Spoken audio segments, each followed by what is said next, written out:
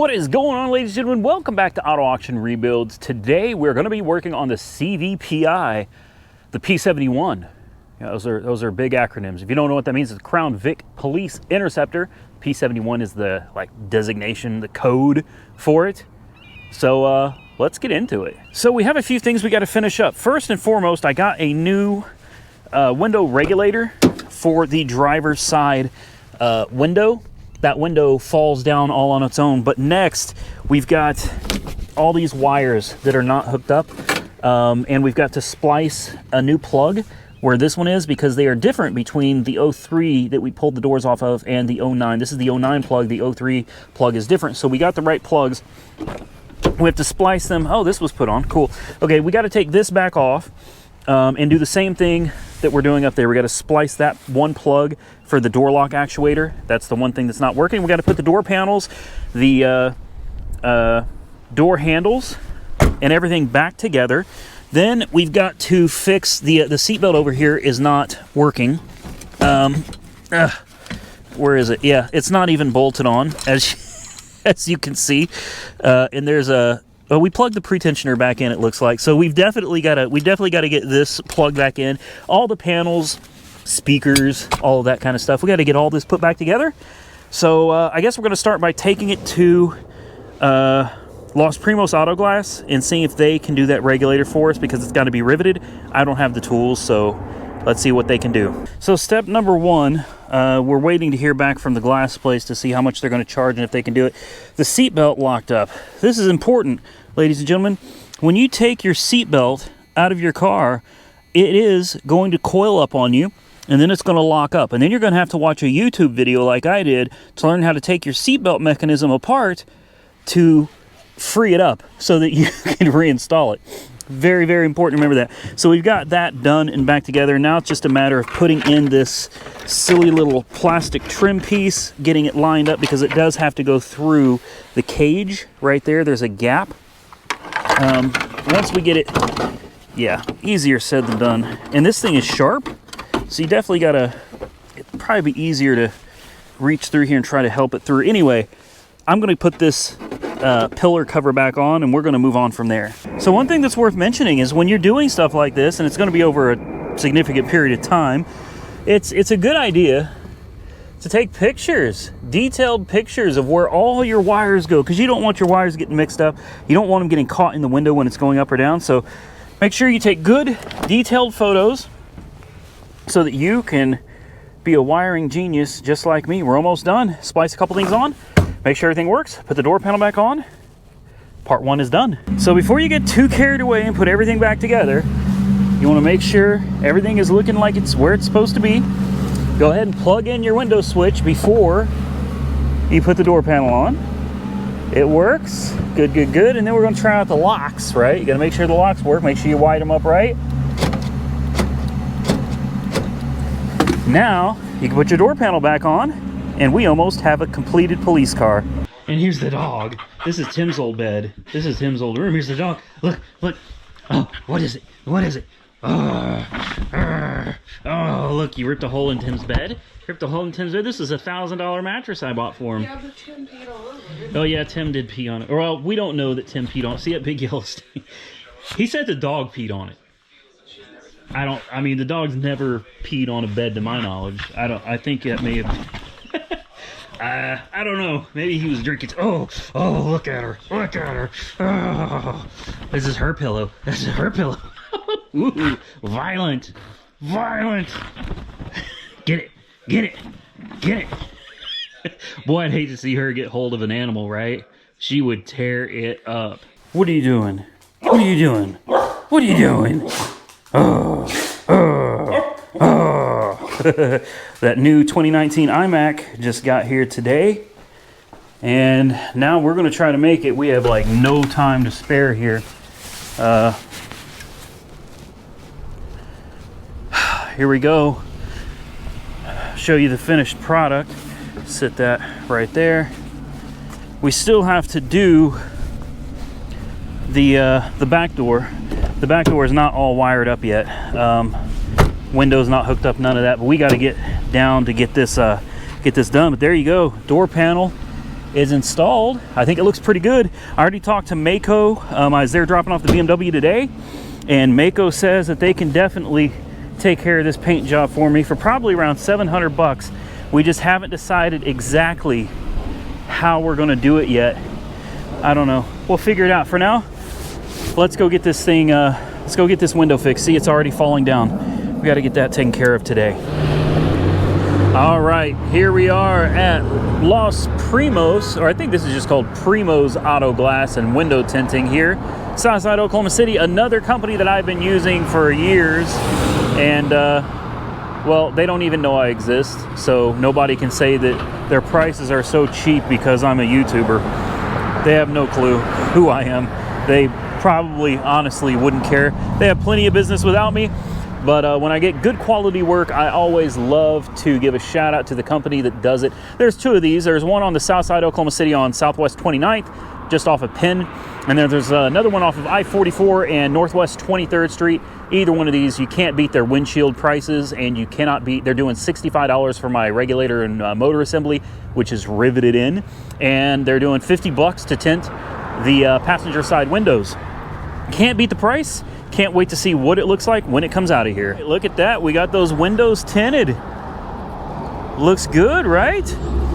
I didn't know what percentage they were tinted, so I just had them do the windows as close as they could to everything else, and it looks like they did a phenomenal job.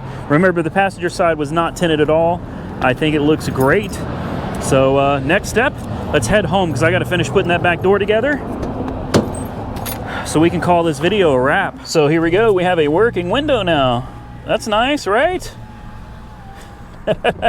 My window's not gonna fall down anymore. Hey, it was 65 bucks for this. They charged me 100 bucks for all of it, window tint and replacing the regulator in this, which is riveted in. So I feel like it was a good deal. Comment below and tell me if you think it was a good deal. But now, let's get home. And we're back. All right, we got it taken care of. Door panels back together. Door panels back together, although we're missing the screws. I'm not quite sure what Austin did with the screws. There's a cap.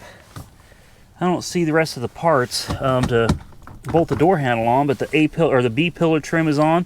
The floor trim is on. Everything is there.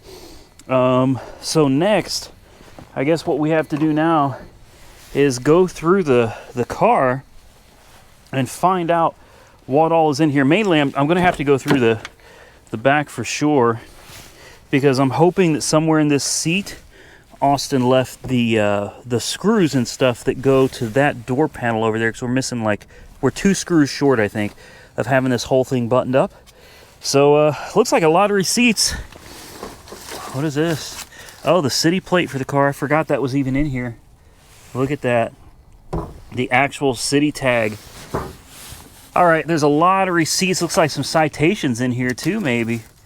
Oh yeah. Well, we don't want a BMW, an 05 BMW 3 Series. Location, base bypass for speeding. Yeah, we're not going to put anybody's personal information in here. Let me drag over the trash can. We'll go through this stuff in the trunk and start throwing stuff away.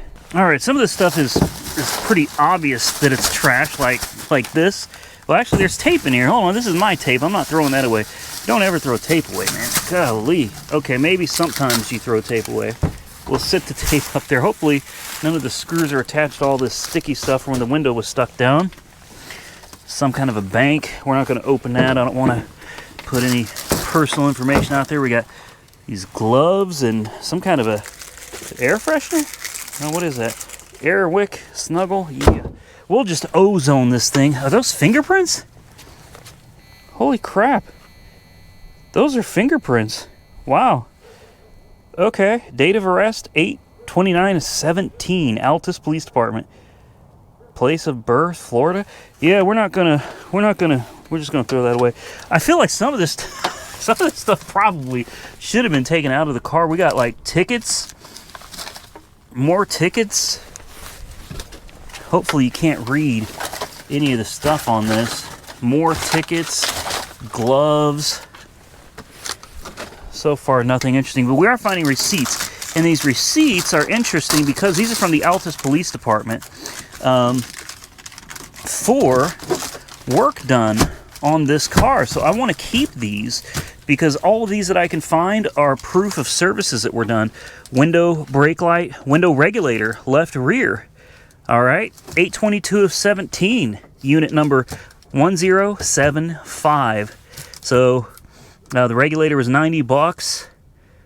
2 921 bulbs. Stuff like this is what I'm looking for. And we've got so many, guys, so many receipts in this car that I want to salvage. B service, oil and filter, police department, number 1075, February 21st of 19. You know what I mean? And here's another. This car is so full of these receipts. This is great if we ever go to sell it to, you know, for the next owner. A service. I don't know what A service is. It doesn't even say. It just shows, you know, 1075 police A service. We have to look that up and find out what A service is. 75 of 18. But we want to save all of these that we can find so that if we ever do decide to get rid of it, sell it, give it away. Probably won't give it away. Probably sell it. Here it is, 9/14/17 A service again. You know, if any of you know what that is, comment below.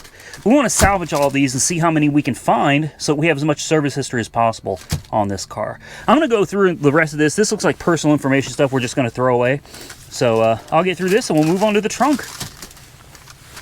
Okay, that's enough of that crap. So I found what I was hoping to find, the 2 screws that I needed for the other door, but also found this. You never know what you're going to find in these cars, man. That's kind of badass, to be honest with you. Let's see what it says. I'm not a weapons expert by any stretch of the imagination. So it's a Remington General. No, sorry, I can't even read that. 223 Spear 17 Remington. I don't know. What does that mean? You guys comment below. Surely you can tell from the video what the heck this is. That thing looks hardcore. A little on the small side, but boy, she'll get the job done. And I just dropped it. That's always good, right? Look at that tip. Golly, that is wild. I'm gonna hold on to that. That's kind of cool. These screws, they're going in that door so I can finish that up. Look at it now.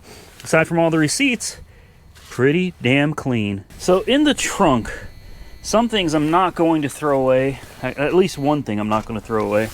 And that is this. It's probably like illegal or hazardous to throw that in the garbage. So I'm going to have to, I don't want to, I'm going to have to hold on to this and figure out, like, can I take it to a hospital or something? Like, how do you properly dispose of something like that? I have no idea.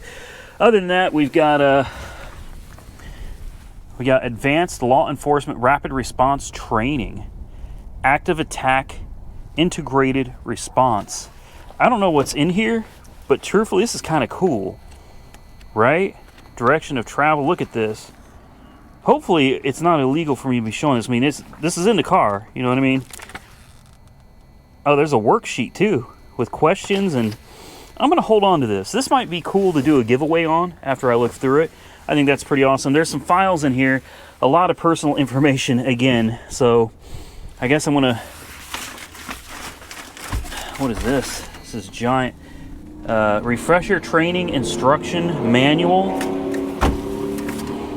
Lots of worksheets, and there, like I said, a lot of personal information. So I'm just going to start throwing this stuff out. Well, if we find anything interesting, I'll cut the camera back on. Okay, so here's what I found in the trunk. Just an assortment collection of, well, whatever these are.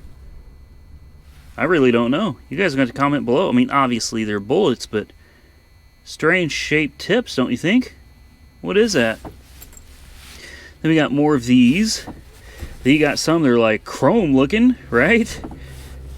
And another one of these. Very bizarre. And another one of these. Another one of these. I found most of these laying right over here. There's like a crease that comes up right there. And I actually pulled this out and got to see how they all fall back there. I'm assuming that's exactly what happened. Other than that, we got this really cool padding back here. I don't know what that is. If you guys know what this padding is behind the back seat, that is interesting. And then there's this gizmo mechanism sitting back here. I don't know what that is either. It's got some wires running to it, so obviously it does something. I've also noticed The back speakers come and go on this as they please. I really do wonder what that padding back there is. We found a little bit more inside the car here as far as the receipts go. We found some more of those. I'm going to hold on to this license plate because it's really cool to have an old police car license plate. We got the all 8 spark plugs and all 8 coil packs. All the services, quite a bit of service history. Not as much as I would have hoped for, but quite a bit nonetheless. One place I don't think I checked yet was the glove box. We also have this NIK Public Safety Inc. Narcotics Identification System. This is actually kind of cool, assuming anything in there is still good and functional. I think the car's come a long way. Oh yeah, all that's in there right now is my insurance and registration. So that's about it. All that I really have left to do is pull out the vacuum, give it a good vacuum, pick up my tools, and I think we've concluded this video. Well, we can't really conclude the video until we verify that we fixed the airbag light by putting all of the seatbelt stuff back together. So let's double check that. Make sure that airbag light over there goes out. Come on. And used to it would come back and it would flash. No? No flashing? Airbag light is fixed? Airbag light is fixed. Good. I bought a set of TPMS sensors off of Amazon. I'm going to have those installed, so hopefully we'll get that light to go out, and then there will be no warning lights on the dash at all. Next, paint. All right, ladies and gentlemen, that is going to be it for the video. If you enjoyed the content, please give this video a big thumbs up. And hey, if you're new here, please consider hitting that subscribe button. It will take you 0.2 seconds. You have nothing to lose and everything to gain. Spoken like a true salesman. Seriously, I'd appreciate it if you consider subscribing to the channel. You can follow me on Facebook and Instagram, Auto Auction Rebuild. You'll see stuff that I'm doing usually about a week before it comes out on YouTube. I really do appreciate all of you. Thank you so much for making all this possible. I have such a wonderful time. Drop your comments below. Stay safe out there, everybody, and I look forward to catching you all very soon in the next one.